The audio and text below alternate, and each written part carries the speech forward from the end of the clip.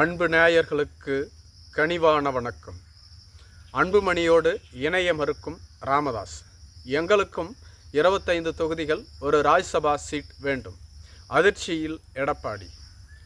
அதிமுக கூட்டணியில் பாட்டாளி மக்கள் கட்சியின் அன்புமணி அணி தொடர்ந்து பயணித்து வருகிறது. இவர் திமுகவிற்கு எதிராக கடுமையாக பேசி வருகிறார். வன்னியர்களுக்கு ஒதுக்கப்பட்ட 10.5% உள் ஒதுக்கீட்டை திமுக அரசுதான் கெடுத்து அது கிடைக்க விடாமல் செய்தது.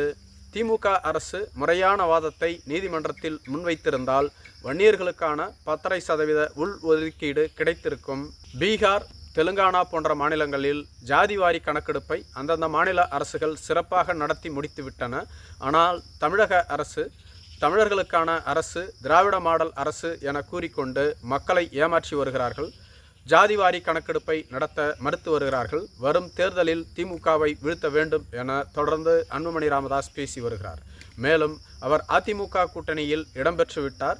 ஏற்கனவே பைஜெயந்த் பாண்டா மற்றும் எஸ்பி வேலுமணியோடு கூட்டணி பேச்சுவார்த்தையை முடித்துவிட்டார்கள் என்றும், அன்புமணி 25 எம்எல்ஏ சீட்டுகளையும் ஒரு ராஜ்யசபா சீட்டையும் கேட்டு பெற்றுவிட்டார் என்றும் கூறப்பட்டு வருகிறது. அப்பொழுது பைஜெயந்த் பாண்டா அவர்கள், உங்களுக்கு கொடுப்பதில் எங்களுக்கு எந்த பிரச்சனையும் இல்லை, அதே சமயத்தில் ஒருங்கிணைந்த பாட்டாளி மக்கள் கட்சி தேவை. ராமதாஸ் உங்களுக்கு எதிராக திமுக கூட்டணிக்கு சென்று விட்டால் அதிமுக கூட்டணியில் நீங்கள் இருந்தும் எந்தவிதமான பயனும் ஏற்படாது. எனவே உங்கள் தந்தையோடு சமாதானம் செய்து ஒருங்கிணைந்த பாட்டாளி மக்கள் கட்சியை உருவாக்குங்கள் என கேட்டுக்கொண்டதாக சொல்லப்படுகிறது. அதற்கு அன்புமணி ராமதாஸ் அவர்களோ, என்னோடு இருப்பதுதான் உண்மையான பாட்டாளி மக்கள் கட்சி, கட்சி சின்னம், பொதுச் செயலாளர், பொருளாளர், 95% நிர்வாகிகள் என அனைவரும் என்னோடு தான் உள்ளார்கள். ராமதாஸோடு வெறும் 2% நிர்வாகிகள் தான் உள்ளார்கள். நான் அவரோடு பேச்சுவார்த்தை நடத்த தொடர்ந்து முயற்சிகளை மேற்கொண்டு வருகிறேன். அவர் நம்மோடு இணையாவிட்டாலும் அவரால் தேர்தலில் மிகப்பெரிய தாக்கத்தை ஏற்படுத்திவிட முடியாது என கூறிவிட்டாராம்.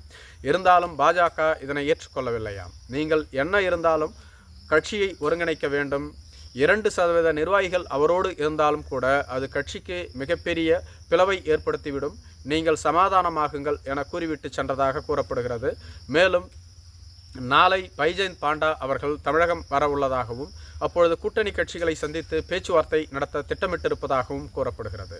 இதேபோன்று எடப்பாடி பழனிசாமி தனது நண்பரான சேலம் இளங்கோவன் மூலமாக ராமதாஸ் மற்றும் அன்புமணியோடு பேச்சுவார்த்தை நடத்தியுள்ளார். இதேபோன்று CV சண்முகமும் ராமதாஸோடு பேச்சுவார்த்தை நடத்தியுள்ளார். அப்பொழுது பாட்டாளி மக்கள் கட்சி ஒருங்கிணைப்பது குறித்து ராமதாஸிடம் விவாதிக்கப்பட்டதாகவும், ராமதாஸ் அவர்களோ, பாட்டாளி மக்கள் கட்சி ஒருங்கிணைந்துதான் உள்ளது, உண்மையான பாட்டாளி மக்கள் கட்சி என்னிடம்தான் உள்ளது, அன்புமணி வேண்டுமென்றால் தனி கட்சியை தொடங்கி கொள்ளட்டும், அவர் தேர்தல் ஆணையம் மக்களை ஏமாற்றி கட்சியும் சின்னமும் எனக்கு கிடைத்து விட்டதாக கூறி வருகிறார், உண்மையான கட்சி என்னிடம்தான் உள்ளது, இந்த கட்சியை வளர்த்தது நான் தான், எனவே கூட்டணி தொடர்பான எந்த முடிவாக இருந்தாலும் நான் தான் எடுப்பேன், கூட்டணி குறித்து என்னோடு தான் பேச வேண்டும் என கேட்டுக்கொண்டதாகவும், மேலும் பாட்டாளி மக்கள் கட்சிக்கு 25 சட்டமன்ற தொகுதிகள், ஒரு ராஜ்யசபா சீட்டை ஒதுக்க வேண்டும் என ராமதாசும் கேட்பதாக கூறப்படுகிறது. இதை கேட்ட அதிமுக அதிர்ச்சி அடைந்துள்ளதாக கூறப்படுகிறது. இருவரும் ஆளுக்கு 25 சீட்டு, ஒரு ராஜ்யசபா சீட் என்று கேட்டால் என்ன செய்வது?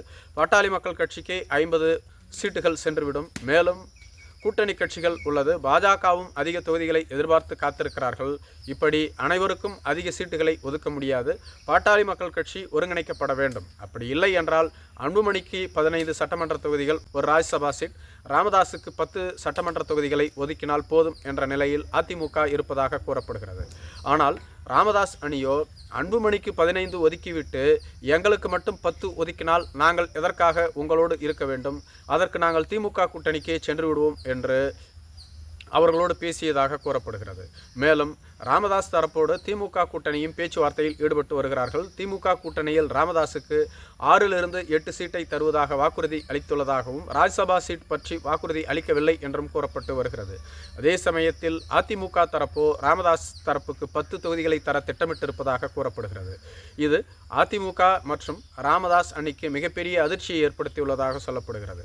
கட்சியை ஒருங்கிணைக்க வேண்டும் என அதிமுக கேட்டுக்கொண்டால் கட்சி ஒருங்கிணைப்பதற்கான சாத்தியக்கூறுகள் குறைவாக உள்ளது.